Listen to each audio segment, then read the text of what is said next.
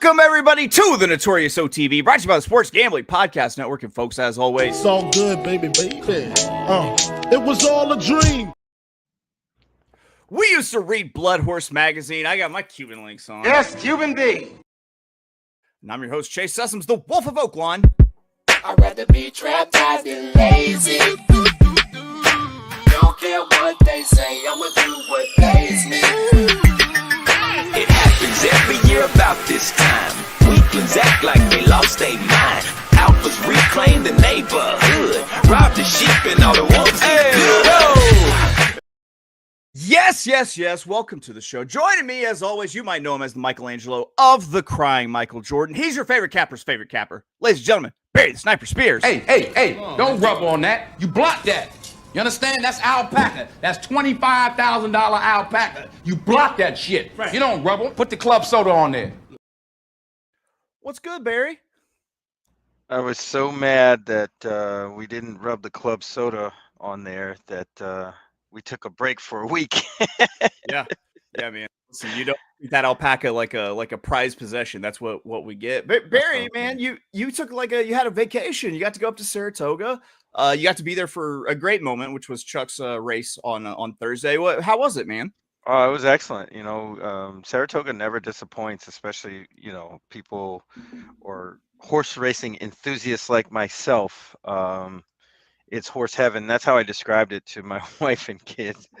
It's just a place for horse people who love horse racing, and that's usually where I want to be. But it was fantastic. The staff, everybody there was great. So shout out to everybody at Naira for doing a great job putting on the show. There was no rain, so we didn't really have anything rained off the turf. So as soon as I left, it started raining, though. That was good. Or not good, depending on how you look at it. Oh, look out, folks. We got Junior Mafia popping off in the chat here. The oh-so-sexy Vander Beatty, who I hope is related to Ned Beatty, says, out here like Ben Affleck at End of Goodwill Hunting whenever you guys take days off. That's a quality comment. That's top tier. That's top notch. The good stuff from Vander Beatty. High fastball. I was just gonna go off riffing on baseball references, but I think it's probably a good idea if we go ahead. We tell you what we're going to be talking today, because you know what? It's Monday. We've been away, but we're back, baby. We're back in our Monday routine where we don't just pick them, we pick them in threes. That's right. It's Monday Pick Threes.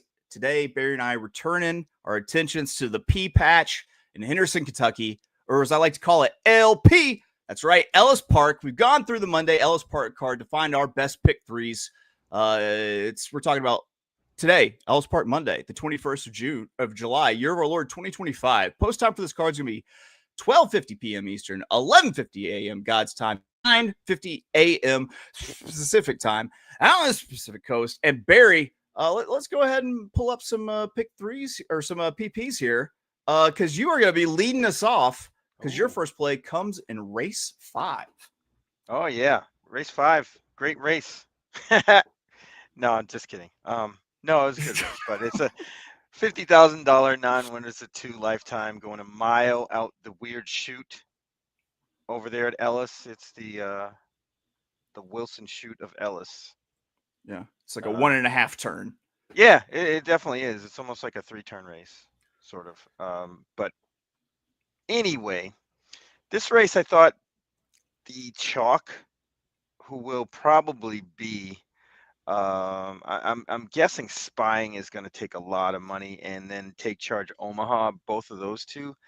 They've run okay, but I'm not really too sure as to how they would beat this field. There's really not too much speed, and I think being forwardly placed is probably where you want to be. So in this race, I'm going 3 deep. We're using number 2, Appealing Addy, who has some races to go back to that fit in here, namely a lot of those Archie bred races over at Oaklawn. Those aren't as bad of races as they appear on paper. A lot of those horses would be competitive in this sort of spot, and that was shown when this horse shipped over to Churchill and ran 2 races. Pretty decent races, does fit here. And again, being forwardly placed is the thing to do. Back in January 24th, Appealing Addy almost went wire to wire in a race that was going a mile. So I think they might try those taxes again with Leparoux and Randy Morse. So we're going to use Appealing Addy. We're also going to use Wedding March, who ran 2 pretty good races down in Louisiana. Went over to Lone Star, ran a bang-up race off the layoff first this year, July 6th. Comes back in this spot, should be formidable, close up. This horse really hasn't run a bad race. The improving buyer numbers is another plus going into this race. Getting back to a fast track also is probably ideal as well. So we're going to use the 4 Wedding March, and we're going to use the 5 Spun Up. This horse came back off the bench June 19th from a layoff from April 12th. Ran a pretty good race comparable to what this horse was doing before the layoff. Cuts back a little bit in distance. I think that might be the key here. This horse should be kind of forwardly placed for a barn that does well second off a layoff, and they get their go-to rider, Brian Hernandez, who fires at 23% for this barn. So we're going to use the 2, 4, and 5 to get out of race 5. Here we go. We roll it into race 6, which I'm going to remember to set up for you. It's been a long time, but folks, I'm rusty. I know, man. Hey. Yeah, dude. Where are my manners, Barry? Where are my manners? All right. Race 6, 9 furlongs, $102,000 non-winners, a 1 something. I'm not here to read your fucking conditions. Allowance, and it's on the turf. What are you doing here, Barry? So we're going to go 2 deep here. There's a couple of horses that should get bet, the 6 Fleetingly and the 7 Quietly. I thought that Quietly would, in this spot, leave herself too much to do. She's really a dead closer here, and I don't think will get the job done. I mean, of course, this horse could be tons the best, but at a short price, I would think I need that horse to prove it to me. So that being said, there isn't really a whole lot of speed in this race up front. So we're going to use the 2, Faith Understood. I think this horse might be able to get out there and control the pace. Was running pretty well back in 2024 on the turf, going from Kentucky to New York to Santa Anita. Ran some real good races, including the Memories of Silver at a mile at Aqueduct. Almost won that race. And it seems like this horse is kind of coming back into form. If that horse runs anywhere near what that horse did in that Memories of Silver back last April, this horse will be right there. Especially with the pace advantage, I think this horse merits a good shot. We're also going to use the chalk here, unfortunately, Fleetingly, out of the Chad Brown barn. This horse just really embarrassed the field of maidens June 7th at Churchill.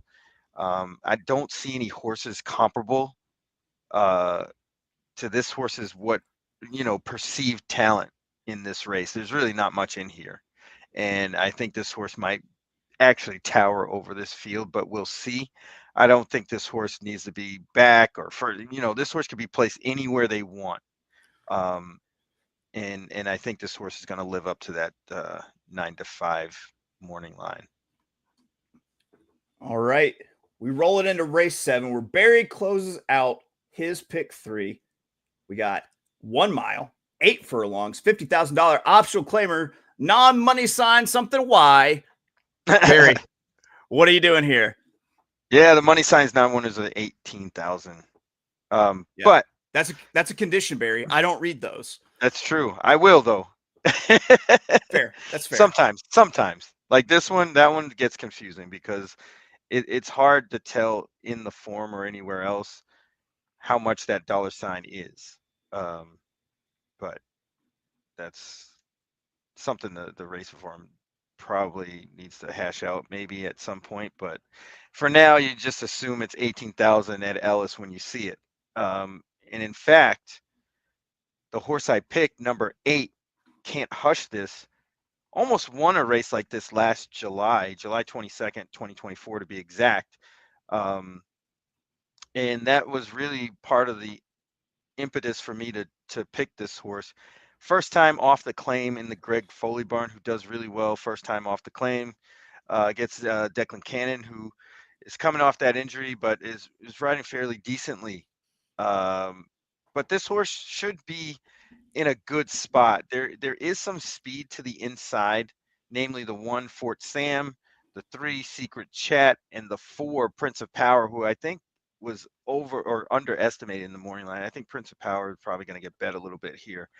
But that being said, Can't Hush This should slide right in behind that trio and get a good first run and get the jump on everybody else, which makes me believe that this horse should win. 6-1 morning line single. I think that merits the $5 pick 3 play that we're doing here. So we're going to single 8 Can't Hush This. Yes, I'm singing. I want to mingle. You want to mingle? Yeah. Yeah. I love how he ends that. Oh, Barry, 2 things about your picks. We're in some of the same races, and apparently we don't agree at all. So it will be a battle. And 2, you use impetus in a sentence, and I'm really impressed. I gotta admit, I had to Google the definition of impetus, and it was correct. Very, very well done. As someone who loves the language, I say well done with impetus. Well, Barry, you and I kind of keyed in on the same stretch. I consider playing, races 5 through 8. I had the most info on those races in terms of speed figures and all the horses being raced. It ended up being race 6 through 8, that stretch that I wanted to play horizontally. The reason I chose that stretch of races had to do with what I saw as an extreme pace scenario in the very first leg of my pick 3 in race 6. And I'm going to try to leverage that. We've already gone over it. It's the 9 furlong 102,000 on the turf. This is the extreme pace scenario that I want to exploit. There's absolutely no early speed in this race. I call these very moonwalk races. There are no horses in that want to be on the front, and I imagine the gates opening and all of them just start kind of moonwalking backwards to avoid being on the lead. Ironically, the horses that find themselves on the front are the way I tend to go in these races because the pace will be slow. There's not going to be anything to chase or run into in the sprint to the finish. So I'm going 2 deep in this. I'm starting off with number 5, Poppy the Princess. This one ended up being my top pick kind of by virtue of price because I think that this is the horse and my other horse are your 2 likely winners due to the pace setup. I think that this one could go to the lead, and I think it could win. It's pretty much as simple as that. And that's also why I'm using number 4, Classy and Connected, because everything I said about Poppy's Princess, fucking ditto here for Classy and Connected. So I'm using those 2, Classy and Connected at 9-2, Poppy the Princess at 10-1, because I think they're the horses that can steal it on the front. You know why? Because it's a turf route, and I think every horse can steal it on the front in a turf route. All right. We roll it into my hump day leg, race 7. It's the 8 furlong, $50,000. Non-money sign Y, optional claimer on the dirt. Race 7 is the opposite of what I talked about in race 6. There's actually, I think, too much speed signed on for this one. And a half turn out of the chute at Ellis Park, I saw the number 1, Fort Sam, at 4-1, the number 4, Princess of Power, and the number 8, Can't Hush This, is all pushing for the front end. And I'm going to counter that abundance of early speed with all 3 horses that like to win this from off the pace. The first one is going to be my top pick, is going to be number 6, Passing Game. I thought the Passing Game is probably sitting in the optimum spot for this race. It should have the first run at all those early speeds that I mentioned, duking it out on the front in a 3-way ding-dong slap fight. That's what they call it, right? Is that? Yeah. I think. Yeah, ding-dong slap fight. No one wins in a ding-dong slap fight, by the way. Linda Rice puts up Torres in this spot. It looks like the previous connections blew this one out a few times on the work tab before it falling into Linda's barn. And she let this one have just a slow leg stretcher before this race. And I think this one is in shape and ready to run. The distance shouldn't be an issue because this one has wins at a mile plus. So my top pick is the 6 Passing Game. It might be my top pick, but I'm going to back it up with 2 other horses. That's going to be the 2 Dave Vernon at 6-1, and the 3, Secret Chat at 3-1. And then in race 8, I wrap it up. 6 furlongs, $150,000. The Twin Bridges Stakes on the dirt. This is another race with what I felt like an unsustainable amount of early pace from the front runners. I once again have another pack of 3 hunting the front. I think this will open it up for 3 horses that I like to round out this pick 3. The number 6, Minx Palace at 9-2.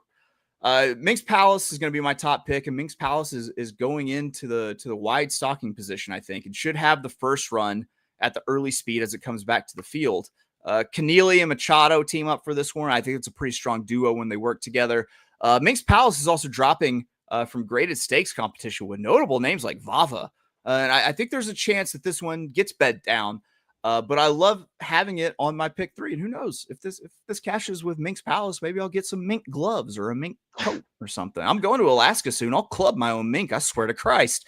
I'm also going to be using the number 2, Sultry Lass at 12-1 for David Jacobson, owned by David Jacobson. We got the pet horse angle going there, which if you do remember, folks, it's been a long time since I've said it. That is a dirty little pig boy angle. Little pig boy. Can I get the definition? Little pig boy. He's that pathetic, dirty bitch baby mistress gets to stand on.